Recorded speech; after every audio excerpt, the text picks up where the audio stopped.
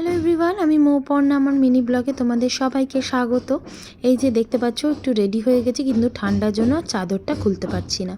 এই যে এদিকে আবার ডালিমা এসে গেছে, সামনে আমাদের অ্যানিভার্সারি ছিল, তো সেই জন্য ডালিমা আমাদের একটু অল্প করে কেক, তারপরে হচ্ছে ক্রিম রোল, এগুলো সব দিতে এসছে। তো আমি এখন যাচ্ছি মোহরের আইবুড়ো ভাতে। মোহরকে নিশ্চয়ই আশা করি তোমাদের সবার মনে আছে, আমার জাতুতো ননদের মেয়ে, তো ওরই বিয়ে শুরু হচ্ছে, ওই জন্য আইবুড়ো ভাত আজকে, তো সেই জন্য যাচ্ছি। মোহরের এদিকে ফটোশ্যুট হচ্ছে, আর এদিকে দেখো কি সুন্দর বাড়িটা সাজানো হয়েছে, খুব সুন্দরভাবে চারিদিকে ডেকোরেশন করা হয়েছে। আর এই যে আমাদের মিষ্টি ব্রাইড মোহর, একে একে দাঁড়িয়ে আমরা প্রত্যেকেই একটু ফটো তুলে নিলাম বাইরে। হ্যাঁ, আর ঠান্ডাটা কিন্তু আজকে বেশ জোরই পড়েছে, ওই জন্য আসবার সময় চাদর খুলে শুধু আসা গেল না, চাদরটা সঙ্গে করে নিয়ে এসেছি।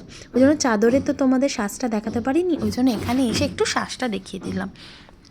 এই যে ওপরে উঠে এসেছি আমরা, এবার ওর সবাই আসছে একে একে, সবার সাথে একটু করে ফটো তোলা হবে। এই যে সমস্ত মাসিরা দাঁড়িয়ে পড়েছে ফটো তোলার জন্য।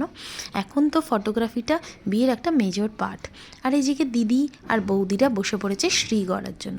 শীতের রাত্রির, ওই জন্য খাওয়া দাওয়া ঠান্ডা হয়ে যাবে বলে আমাদের তাড়াতাড়ি করে সব ডিনার করা হয়ে গেল।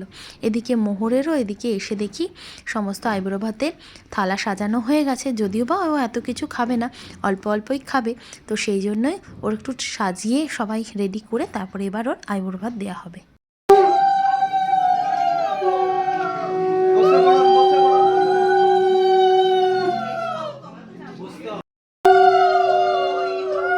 একে সবাই ওকে আশীর্বাদ করলো, মা বাবা, লাস্টের দিদাও ওকে আশীর্বাদ করে নিল।